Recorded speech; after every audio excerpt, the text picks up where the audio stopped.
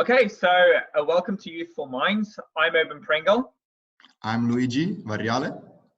Okay, so in this podcast, we're going to be talking about things that are actual in the world and which will have an effect on young people all around the world.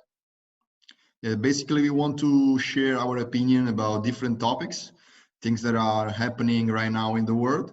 And we believe that sharing different opinions, we can grow up all together, all young people sharing our thoughts and our like what we think about what's happening right now in the world. So I hope you enjoy this.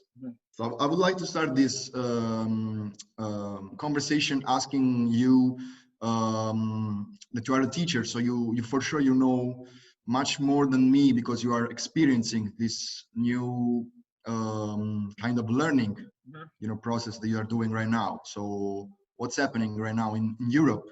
Where are you, and how is your class going in this time? Well, the thing is, it's pretty impossible to avoid the coronavirus these days. Like, even if you don't watch the news, like, it's having a massive impact on our day-to-day lives all around the European continent. And the thing is that with most of the schools closing all around Europe, the thing is that all of the education has, especially in Belgium, where I'm living, has moved online. And so with all of this digital education going on, many students from all ages, from university students all the way to like 4-year-olds, they're all getting their lessons through the internet. This is actually a very popular thing in Asia, but it's never really caught up speed in Europe. This has a lot of advantages for both the students and the teachers. So like for the students especially, like it makes them able to study from abroad. So for example, like I'm teaching English and Dutch. Like if you want to move to another country, and for example, you're going to move to university in another country, and you know 9 months beforehand, you're able to follow language classes from a distance before that you move to the country, which will give you a massive advantage before moving there. Another thing is that there are no time restrictions, so that you're able to do the lessons whenever you want. So you've got like pre-recorded lessons and you've got fixed schedule lessons. And so this really makes it much easier for people in their day-to-day lives when they've got a working life, especially when they've got children or other responsibilities. They are able to study at their own time, at their own pace.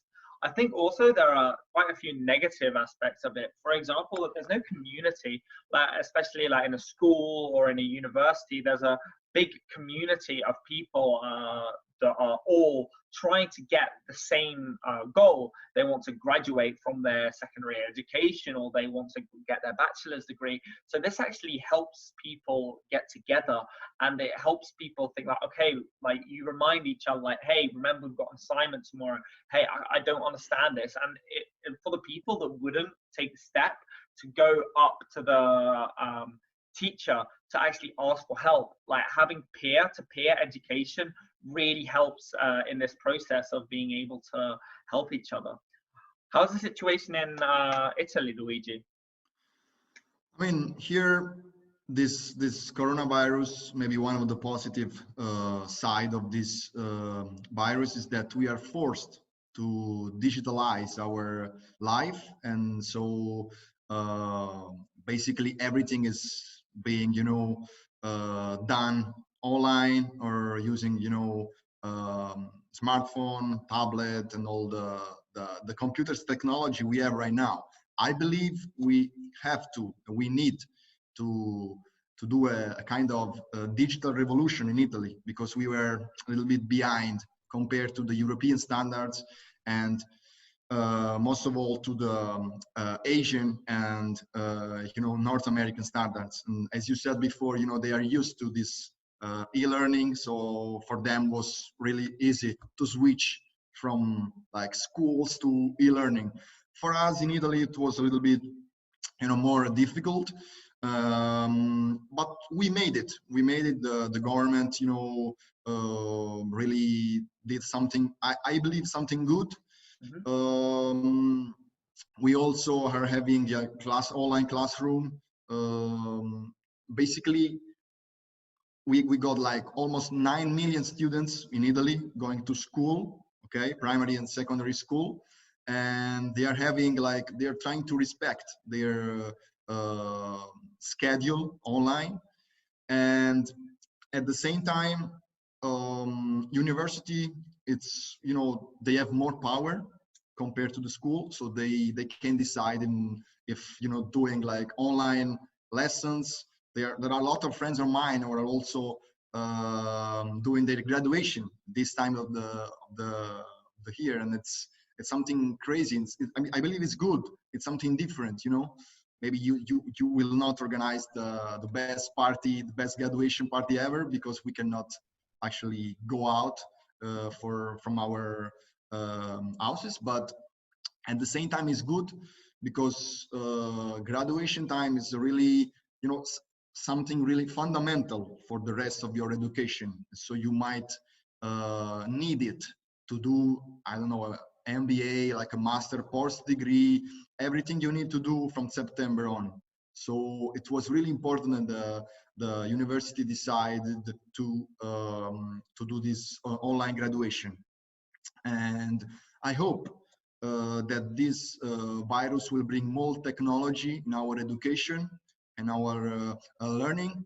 Also, because, you know, there are a lot of websites that are providing online education even for free, and even from the most important university in the world, like MIT, like Harvard Business School, and website like Coursera, like Udemy, like the Khan Academy. They are completely for free, and you basically can learn whenever you want, as you said, so you're not forced to follow a strict schedule, and you're learning like everything you want, everything you need. So it's something really, really good, and that is, in my opinion, adding the technology.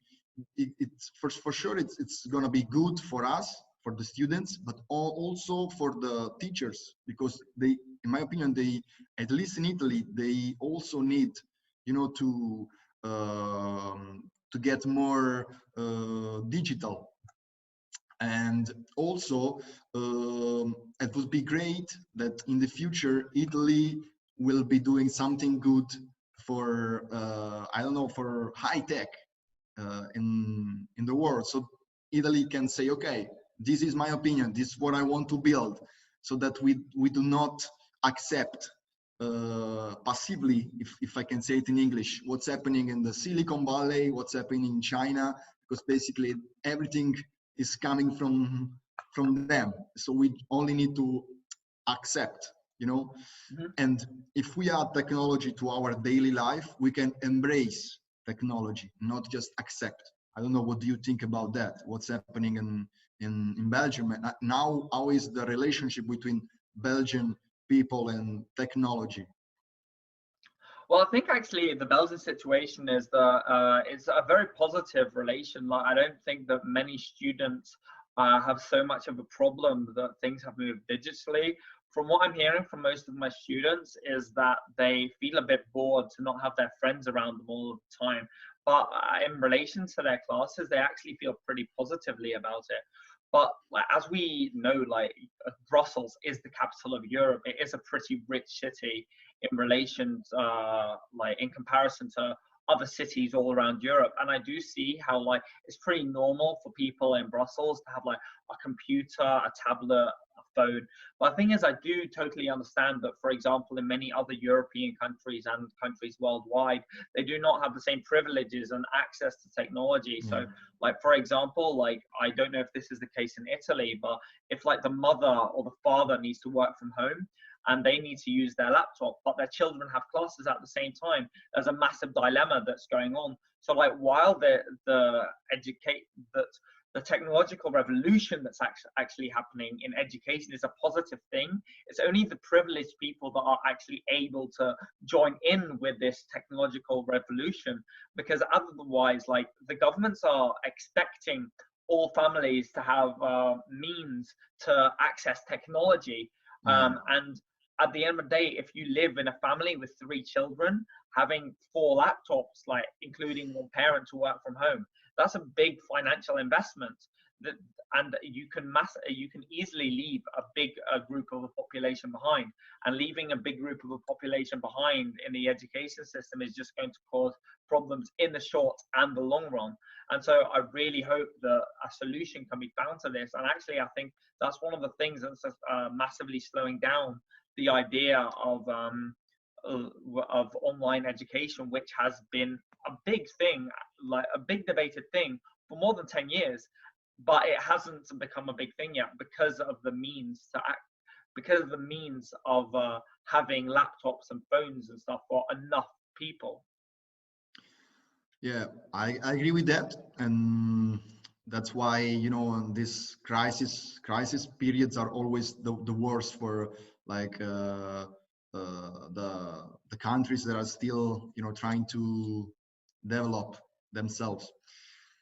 But yeah, I agree with you. But on the other hand, I believe that the goal of the tablet, or not only iPad, even the cheapest tablet, is that having a laptop, having a computer can be kind of expensive, but still you can buy a laptop from 200 euros. Like, it's not that much, in my opinion.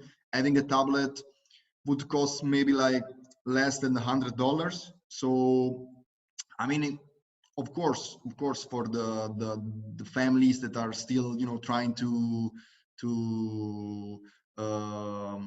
get a good salary, get a job, and it's for sure it's not easy. But I believe, you know, education in the future will be always like more accessible to everyone.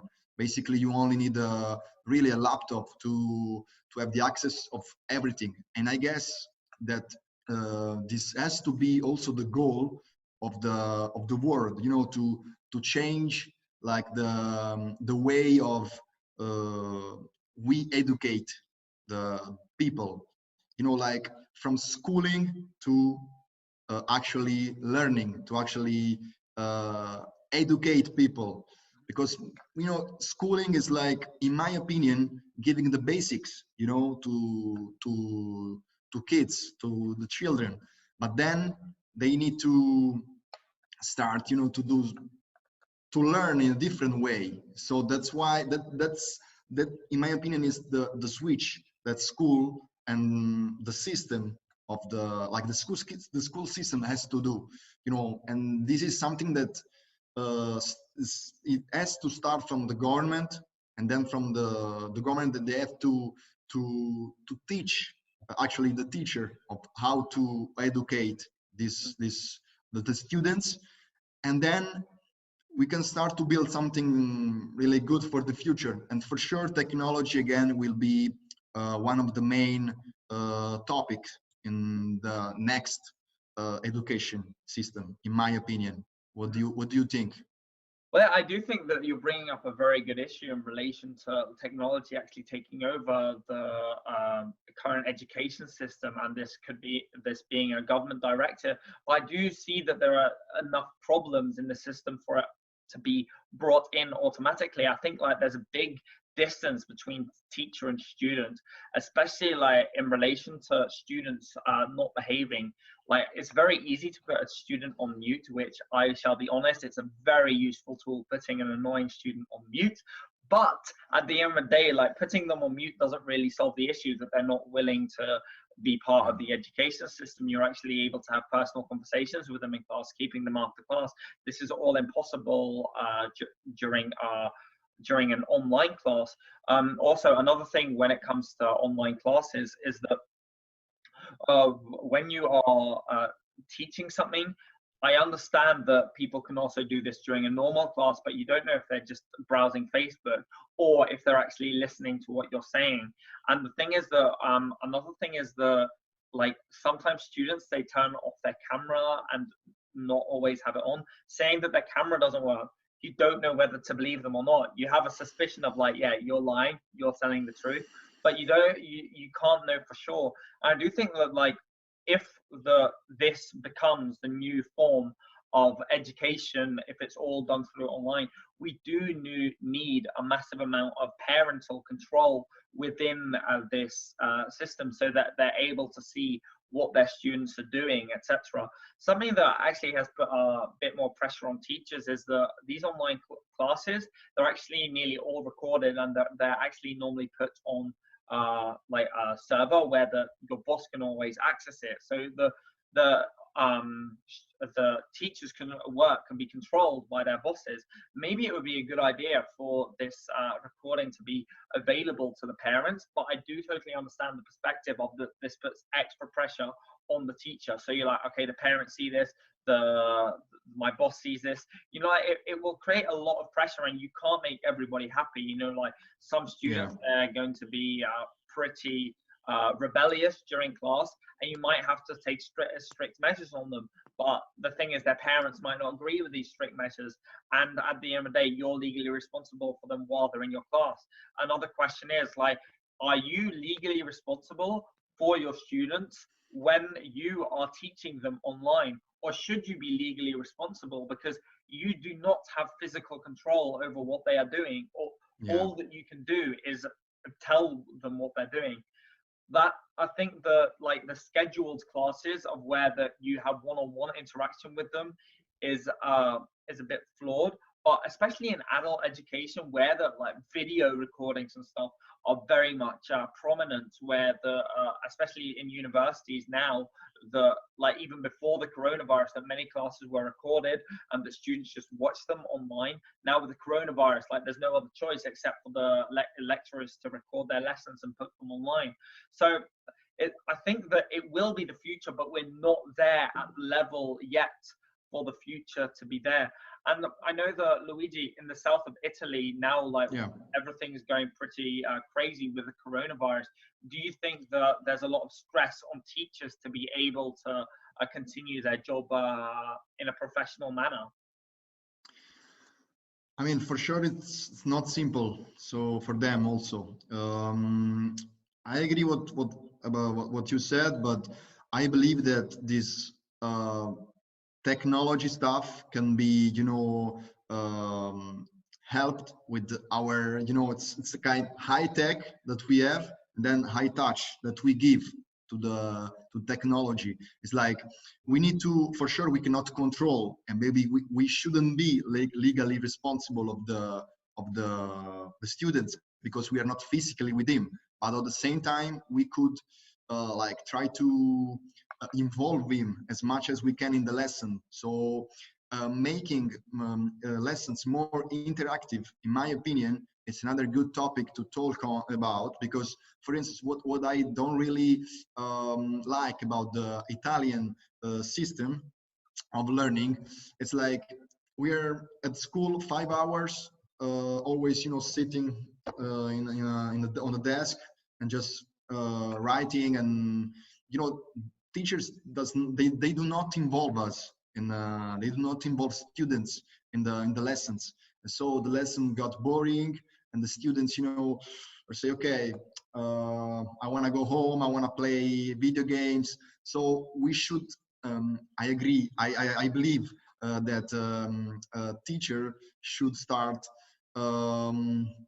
like doing their job with more love from one side, and or from another side from more passion, but also they need to keep the guy focused on what they are saying. And for sure in Italy this is not happening. And to answer to your question, south of Italy it's even more difficult situation, I believe, because we have less money than the north, for sure. And also our mentality, it's a little bit different.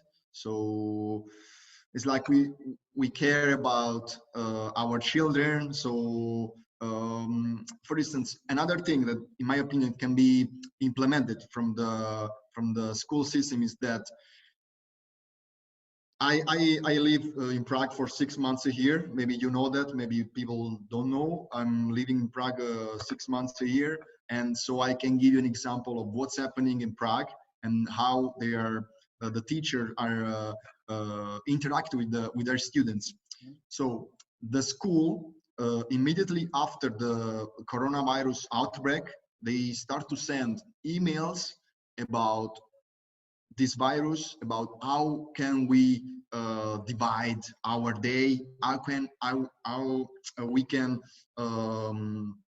just use the time that we have now to make our day actually like useful for us. And so this is something that I did not see in the Italian from the Italian government, especially from the kids.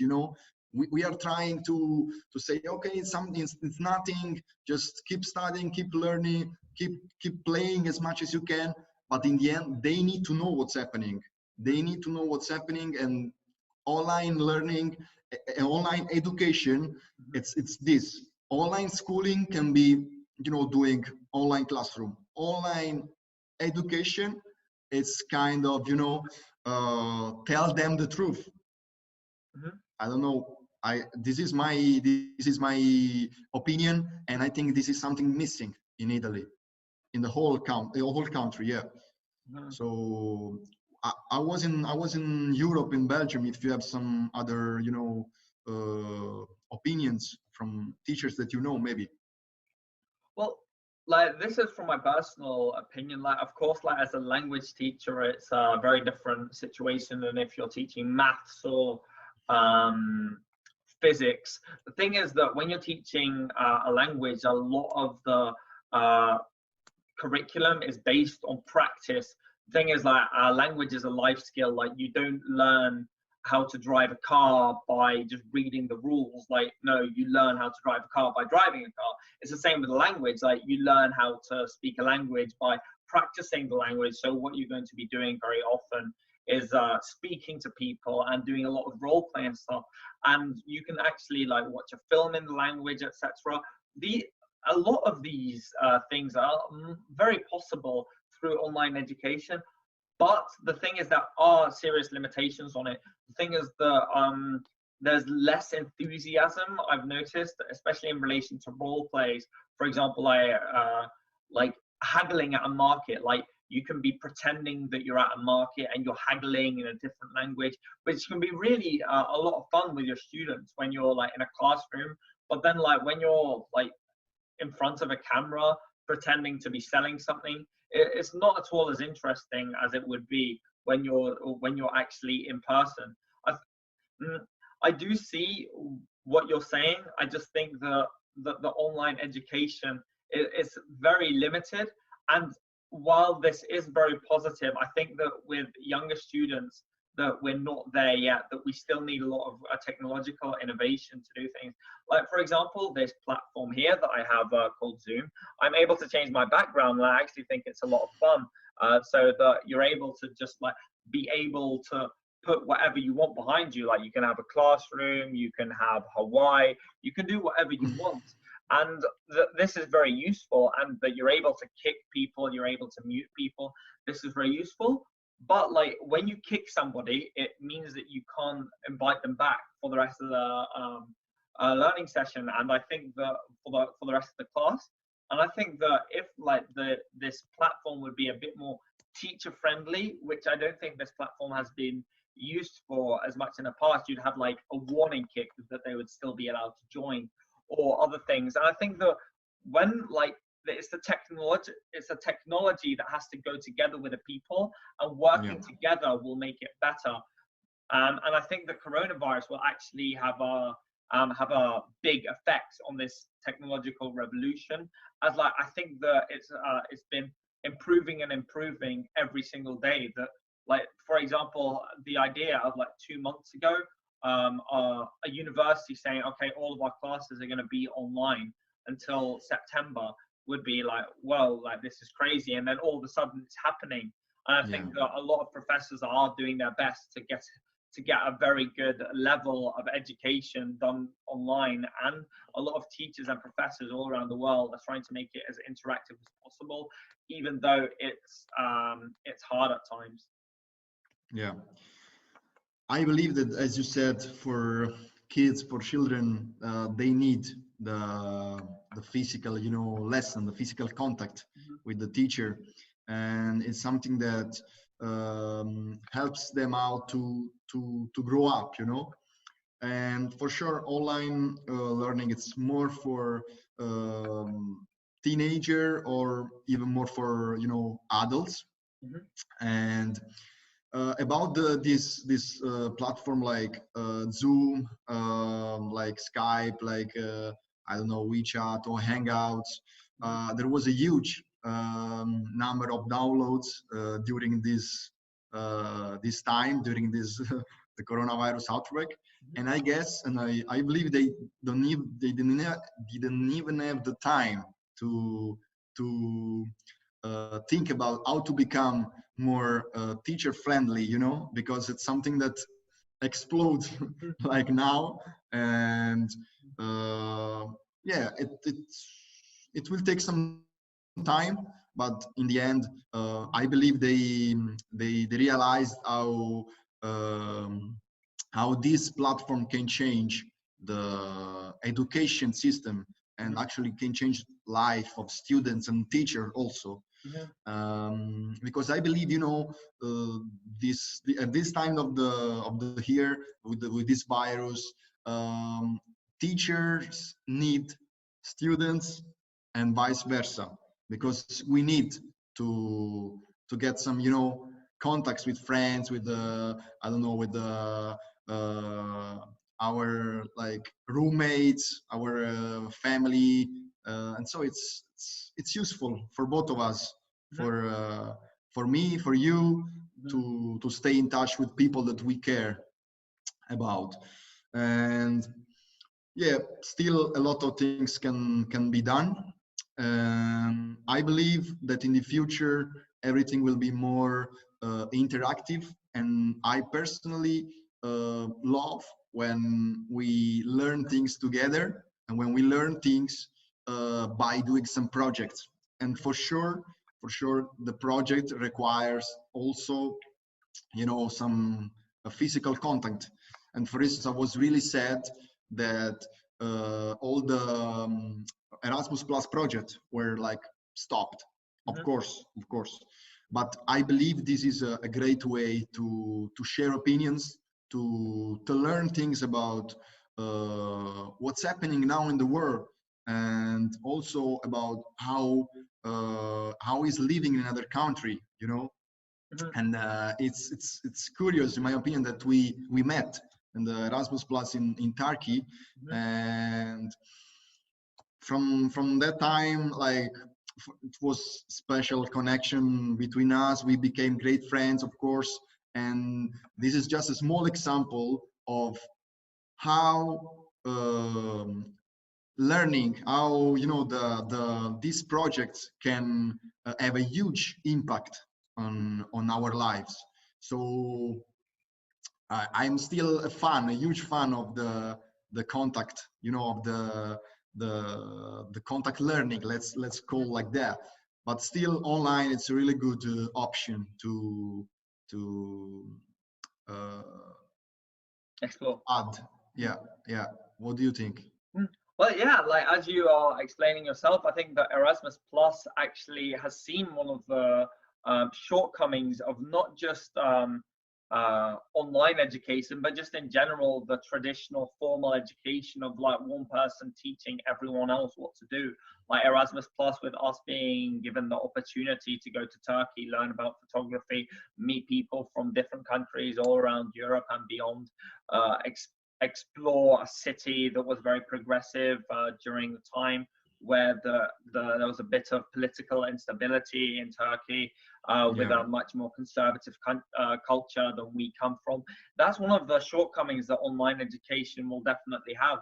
Like, we could have definitely also had the funding to just have a look online about the different photography techniques and why photography is important. We could have a lesson about about Turkish culture. We could have a lesson about Turkish politics, but we would not actually learn the same that we would by actually experiencing it. And especially, like, as I'm coming back to languages, like without experiencing the language as you will with like a constant exposure.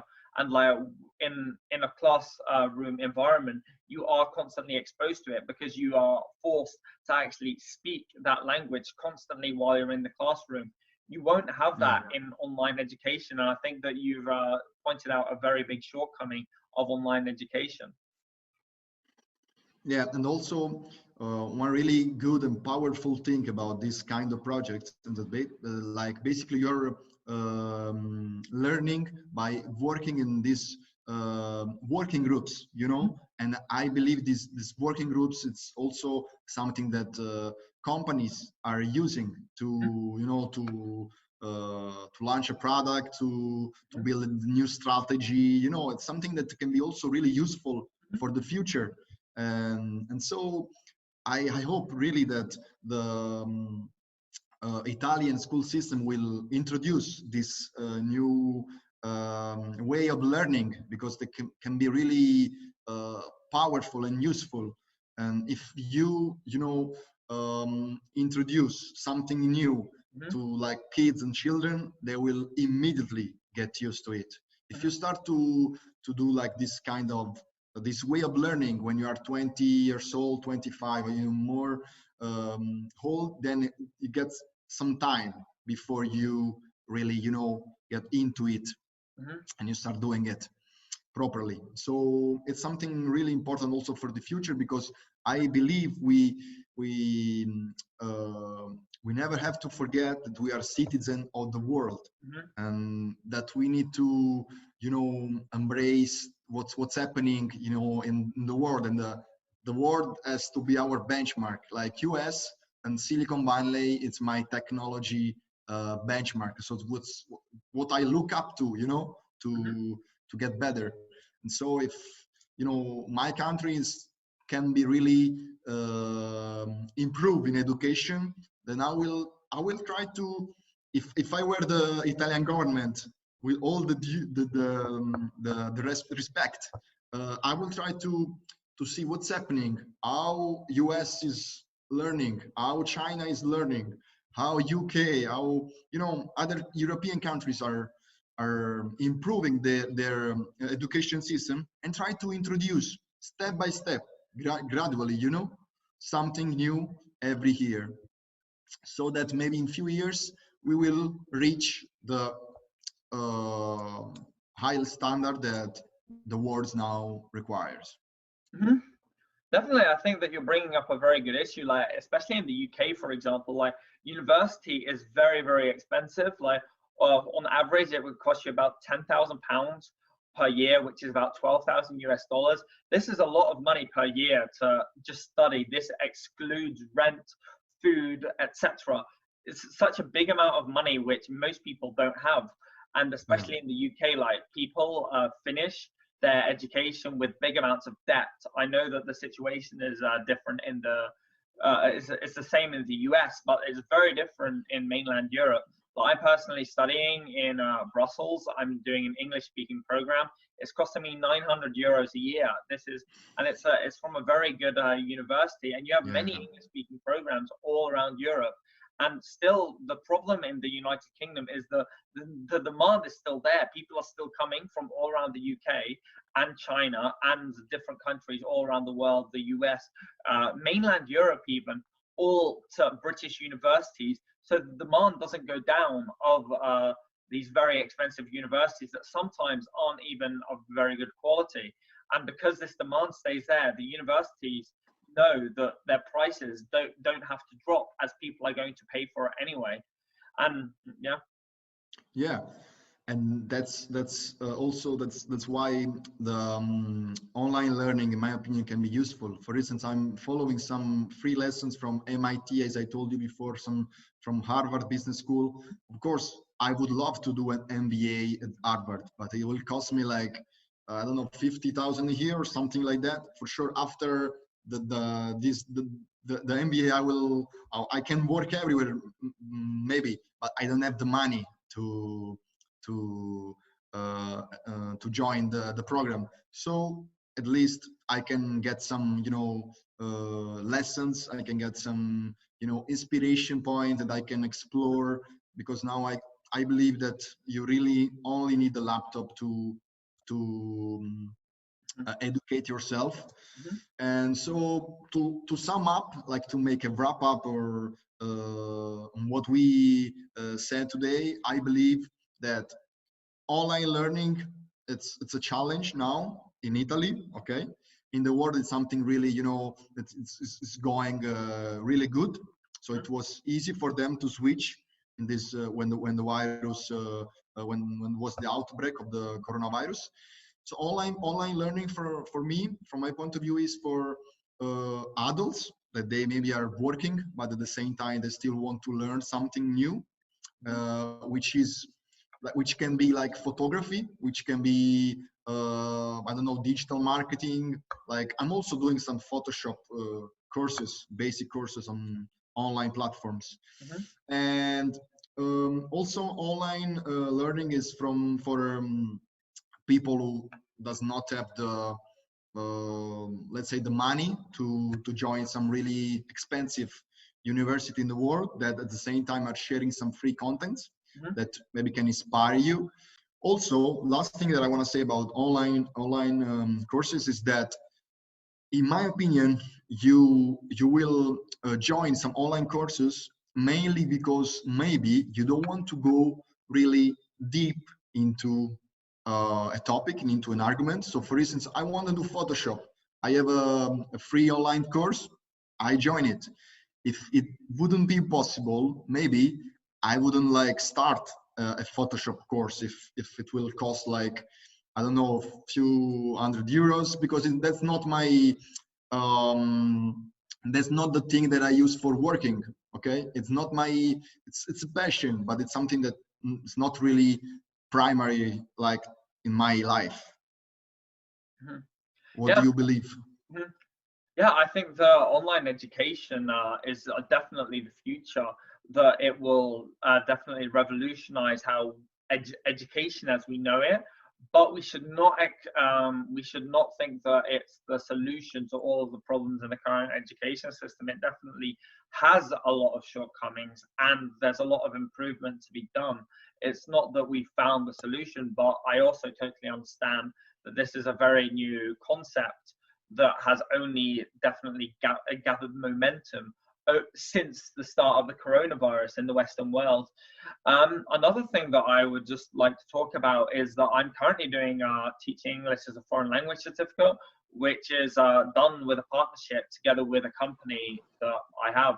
And I think the online education would definitely help people to get a new skill, and that in together with partnerships with a company. So if you're working for a company, then like you can make like a deal with them that you pay for an online education that takes 3 months or 120 hours or whatever it is, and that you get refunded by the company if that you pass the education course. And while I think that that would be very likely for people to for companies and people to do, while I think that physical education, a company is much less likely to send you to a different country for 2 3 months to learn something, because then like there's so much else that has to be taken into account, such as Yeah. accommodation, food, and other costs. If you're able to do it from home, like it makes you be able to learn everything from around the world from your bed. And I think that's definitely why it will change the education system as we know it. But as I said, we're going to keep improving, and teachers will improve, the governments will improve, and the online platforms will improve.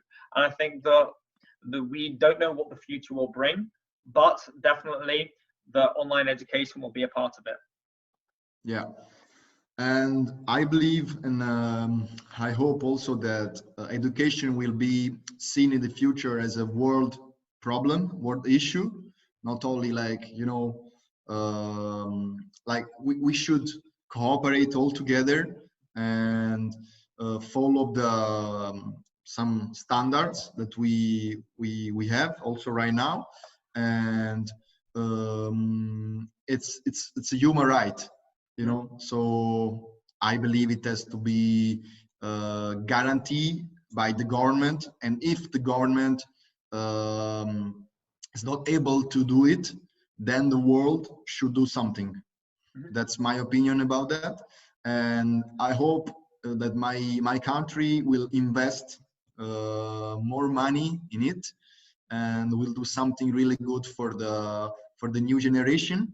I mean, we are part of that, but you know, I'm talking about the children, and that for sure will be our future. In the Belgian education system, that you do have quite a few shortcomings, but I do think that the idea of being able to study what you want from a young age and experiment a lot, because like you can do woodwork, science, accounting, but you can easily move between the different streams, and this gives you a lot of time to experiment before you actually go to university, to experiment with what you want to do in life. And I think that's a big problem in the United Kingdom, because the biggest reason that people fail at university actually is not partying. It's because people choose the wrong course. But if you've never been given the opportunity to experiment with what you like and what's your passion, the chance that you actually choose what you're passionate about is pretty small. If you have been given the opportunity to experiment with it, you know, actually that's for me, that's not for me. I think that will be a great thing. I just want to say one last thing. Okay. One last thing that I really hope is that the world, and mostly my country, my politicians, they will start thinking more about tomorrow instead of thinking about today. You know, this is maybe the biggest lesson that we should take from this virus, and it has, you know, it embraced the whole not necessarily the education, you know, like everything. This is my hope. Yeah. Thank you very much, everybody, for listening to Youthful Minds. You're more than welcome to leave a comment below, and we will try to respond to these comments. And if you have any suggestions for anything else that we can talk about, or if you would personally like to come on this podcast and talk about something yourself, you're more than welcome. Just send us a message to do something. And I would like to thank you for listening. Thank you very much, guys, and see you next week. Okay. Goodbye.